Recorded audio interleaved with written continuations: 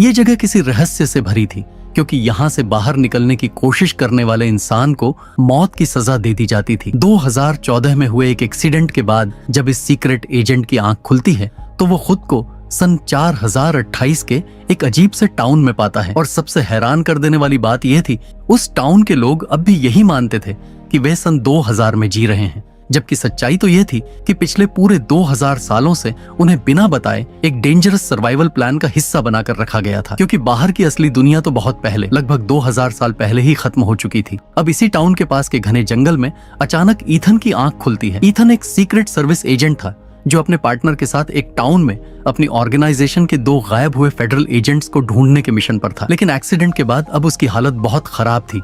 उसके शरीर पर गहरे जख्म थे, कपड़े फटे हुए थे और उसके पास उसका कोई भी सामान नहीं था। किसी तरह खुद को संभालते हुए वो पास के टाउन की तरफ निकल पड़ता है। टाउन पहुंचने पर वहां के लोग ईथन को काफी अजीब नजरों से देखने लगते हैं, जैसे उन्होंने किसी बाहरी को पहली बार देखा हो। ईथन सीधा एक कैफे में चला जाता है, जहां काम करने वाली एक लड़की से बातचीत में उसे पता चलता है कि वह वेवर्ड पाइन्स नाम की जगह पर है। ईथन उससे कुछ और पूछ ही रहा होता है कि तभी कमजोरी के चलते बेहोश होकर जमीन पर गिर जाता है। होश आने पर ईथन खुद को एक हॉस्पिटल के अंदर पाता है, जहां सामने खड़ी होती है डॉक्टर पाम। पाम उसे बताती है कि उसकी कई हड्डियां टूट गई हैं और उसे कुछ समय तक आराम की जरूरत है। पाम की बात सुनकर ईथन को धीरे धीरे याद आने लगता है वो अपने एक और साथी के साथ निकला था। रास्ते में उनकी गाड़ी अचानक से एक ट्रक से टकरा गई थी। ये याद आते ही ईथन तुरंत पाम से अपने साथी के बारे में पूछता है, लेकिन पाम बताती है कि उसके साथी की तो वहीं ऑन द स्पॉट मौत हो गई थी, जबकि ईथन किसी तरह खुद को बचाकर गाड़ी से निकलकर जंगल में पहुंच गया था। अब ईथन अपने फोन से अपनी वाइफ को कॉल करके सब बताना चाहता है,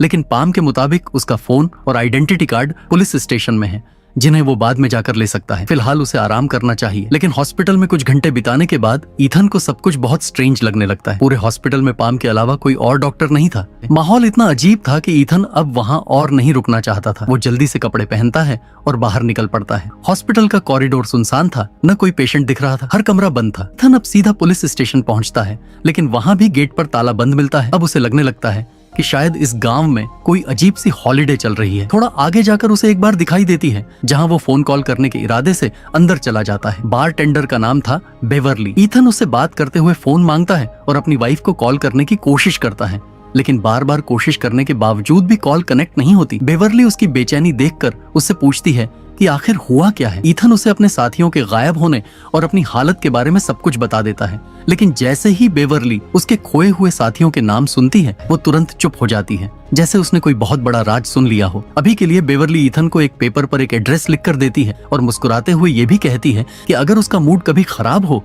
तो वो कभी भी उससे मिलने आ सकता है।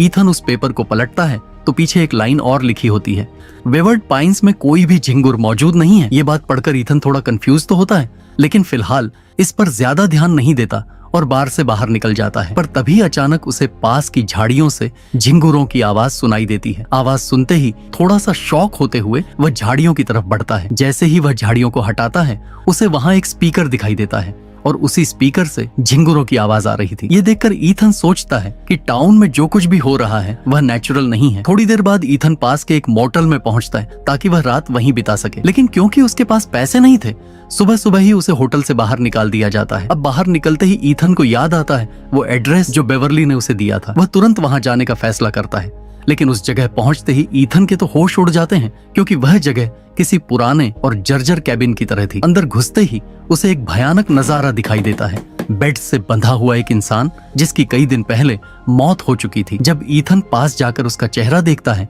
तो वह हैरान रह जाता है। वो लाश किसी और की नहीं बल्कि उसके खुद के खोए हुए साथी की थी। ये देखकर ईथन बुरी तरह डर जाता है और सीधे पुलिस स्टेशन की ओर भागता है। वह वहां के शेरिफ को सारी बात बताने की कोशिश करता है, लेकिन शेरिफ का रवैया बेहद अजीब था। वह तो उसकी बात सुनते सुनते आइसक्रीम खा रहा था और किसी तरह की सीरियसनेस दिखा ही नहीं रहा था। आखिर ईथन के बार बार जिद करने पर शेरिफ उसकी कंप्लेंट तो दर्ज कर लेता है, मगर लापरवाही से कहता है कि वो थोड़ी देर बाद जाकर बॉडी को चेक करेगा। उसकी बातों से साफ झलक रहा था कि या तो वह झूठ बोल रहा है या फिर जानबूझकर किसी चीज को छिपा रहा है। ये देखकर ईथन वहां से बाहर निकलता है और किसी का फोन लेकर सबसे पहले अपनी वाइफ को कॉल करने की कोशिश करता है, लेकिन फोन अनरीचेबल आता है। फिर वह अपनी ऑर्गेनाइजेशन में कॉल करता है, जहां आखिरकार एक आदमी कॉल रिसीव करता है। ईथन जल्दी से बोलता है कि मैं ईथन हूं, मुझे अपने बॉस से बात करवाओ, ये मामला बहुत सीरियस है। लेकिन सामने वाला आदमी हर बार कोई ना कोई बहाना बना देता है और आखिर में वो कॉल काट देता है। अब उसके मन में एक ही बात साफ हो चुकी थी इस टाउन में कुछ बहुत गलत चल रहा है। परेशान होकर ईथन तुरंत बार में गया ताकि ब्रेवली से बात कर सके, लेकिन बार में आज ब्रेवली मौजूद ही नहीं थी। ईथन ने वहां मौजूद पार्ट टेंडर से ब्रेवली के बारे में पूछा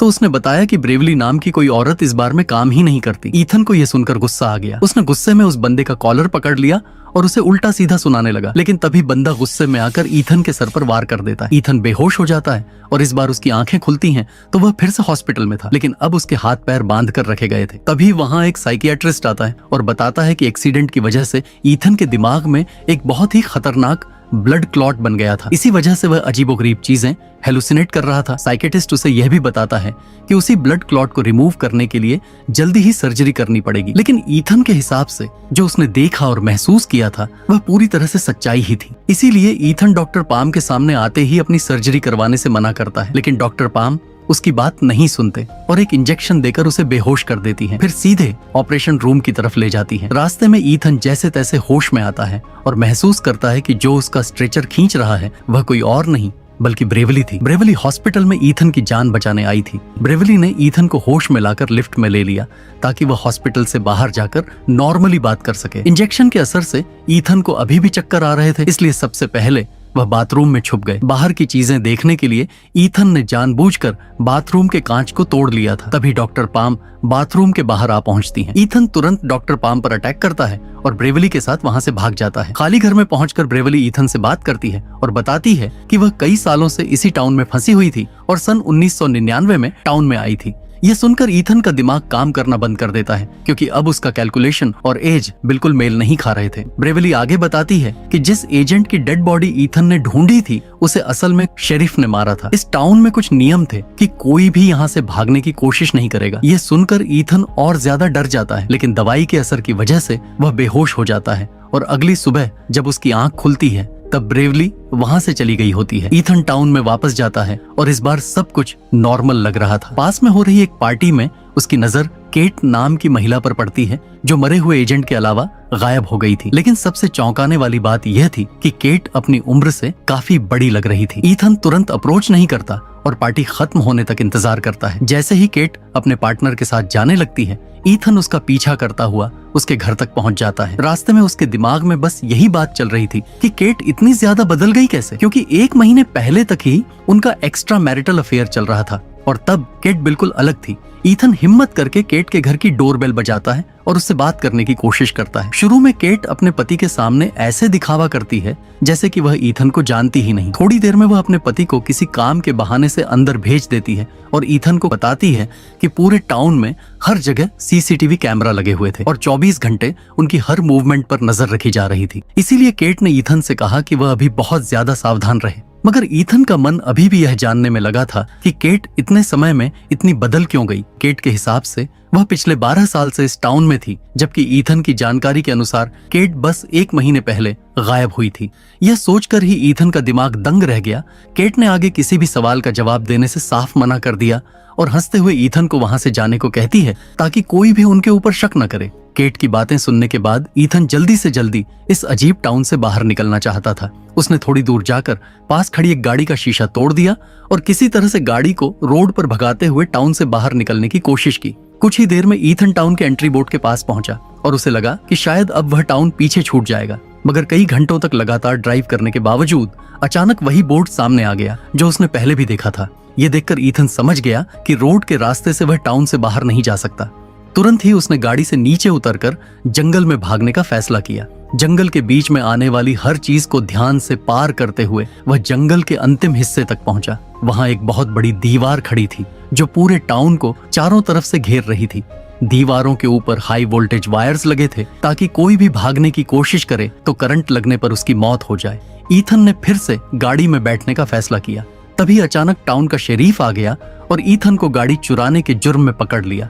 ईथन बार बार समझाने की कोशिश करता रहा कि वह एक सीक्रेट सर्विस एजेंट है, लेकिन शेरीफ ने उसकी बातों को बिल्कुल नहीं माना। इसके बाद शेरीफ ने ईथन को कुछ दिनों के लिए हाउस अरेस्ट पर डाल दिया। ईथन को अब ना चाहते हुए भी एक पुराने सड़े हुए होटल में रहना पड़ा। ईथन ने तय किया कि सबसे पहले वह इस टाउन के बारे में सारी जानकारी जुटाएगा। बाद में उसे पता चला कि टाउन में इंटरनेट की सुविधा उपलब्ध नहीं थी।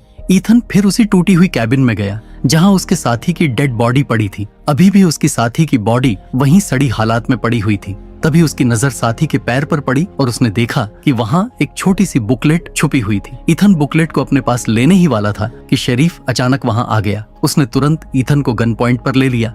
शरीफ गुस्से में था और उसने ईथन को वापस होटल जाने के लिए मजबूर कर दिया। लेकिन अभी के लिए ईथन होटल ना जाकर उसी बार में गया जहाँ पर ब्रेवली काम करती थी। किस्मत से बार में पहुंचने पर ब्रेवली खुद ही मिल गई। उसे देखते ही ब्रेवली ने सबसे पहले बार के गानों का वॉल्यूम तेज कर दिया और फिर डांस करने का दिखावा करते हुए ईथन के कान में फुसफुसाई कि जो मरा हुआ एजेंट ईथन के साथ काम करता था वह पहले ब्रेवली के साथ मिलकर टाउन से भागने की योजना बना रहा था। उस एजेंट ने टाउन का एक डिटेल्ड मैप बनाया था और हमेशा उसे अपनी एक बुक में रखता था। गांव वालों को उनके बारे में पता चल गया, जिस वजह से भागते समय उसकी जान चली गई। अब ईथन समझ गया कि टाउन से बाहर निकलने के लिए उस मैप की जरूरत कितनी जरूरी थी। ब्रेवली ने उसे कुछ पैसे दिए और खाने के लिए कहा। पैसे लेकर ईथन कैफे गया और वहाँ कॉफी खरीदी। कॉफी के दौरान ही वहाँ काम करने वाली एक औरत ने उसे बताया कि उसकी एक्स्ट्रा मैरिटल अफेयर वाली गर्लफ्रेंड पास की टॉय शॉप पर काम करती थी। इस जानकारी के बाद ईथन तुरंत ही उस शॉप पर गया ताकि पता लगा सके कि आखिर उसके साथी की मौत कैसे हुई। मगर केट ने जानबूझकर इस बारे में कुछ भी नहीं बताया। जब ईथन शॉप से बाहर निकला उसकी नजर एक फोटो फ्रेम पर पड़ी जिसमें टाउन के रूल्स लिखे हुए थे। पहला रूल ये था कि कोई भी टाउन से भागने की कोशिश नहीं करेगा। दूसरा रूल ये कि टाउन में किसी से भी अपने पास्ट के बारे में बात नहीं करेगा। तीसरा और सबसे अजीब रूल ये था कि हर बार फोन कॉल्स को आंसर करना होगा।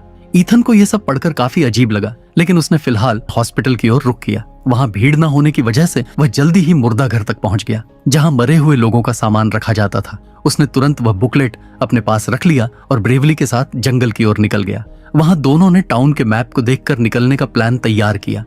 प्लान को एग्जीक्यूट करने से पहले दोनों के शरीर से ट्रैकर निकालना जरूरी है, क्योंकि इस टाउन में हर व्यक्ति के अंदर ट्रैकर लगाया गया था जो उनकी एक्टिविटी और लोकेशन को ट्रैक करता था। मगर ब्रेवली की मदद से वह ट्रैकर निकालने में सफल रहा। ब्रेवली ने यह भी बताया कि यदि कोई रूल तोड़ता तो उसे बहुत खतरनाक सजा दी जाती और ईथन का मरा हुआ साथी भी उसी सजा का शिकार हुआ था। ईथन ने तय कर लिया कि वह किसी भी सजा को झेल कर भी बाहर निकलने की कोशिश करेगा।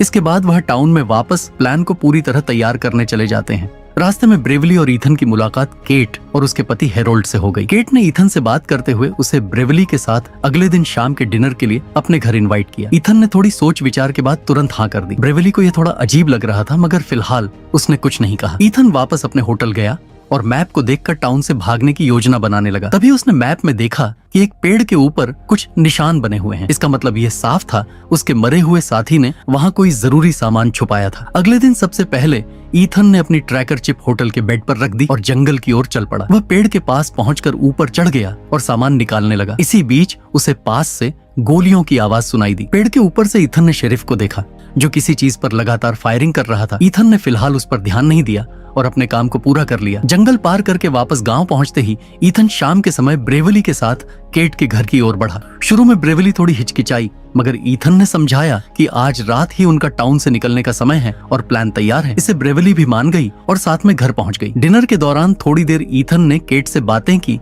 और फिर वॉशरूम जाने का बहाना बनाया। वॉशरूम में जाकर सबसे पहले उसने चेक किया कि कहीं कोई सीसीटीवी कैमरा तो नहीं है। पूरी तरह सुनिश्चित होने के बाद उसने अपना ट्रैकिंग डिवाइस वहीं रख दिया। इस बीच ब्रेवली केट और हेरोल्ड से बातें कर रही थी। जानबूझकर उसने अपनी बेटी का जिक्र किया, जिससे यह साबित होता था कि वह टाउन आने के बाद से अपनी बेटी से नहीं मिल पाई थी। पास्ट के बारे में बात करने के कारण उसने टाउन का एक रूल तोड़ दिया, मगर उसने खुद को परेशान होने का बहाना बनाकर बाथरूम की ओर चली गई। काफी समय तक ब्रेवली बाहर न आने पर केट और हेरोल्ड को उनके भागने की योजना समझ में आ गई। इसी दौरान ब्रेवली और ईथन घर के बाहर निकल चुके थे। ईथन ने शुरुआत में ब्रेवली को समझाया कि उसके मरे हुए दोस्त के पैकेज की मदद से ही उन्हें टाउन से बाहर जाने के कुछ क्लूज मिले हैं।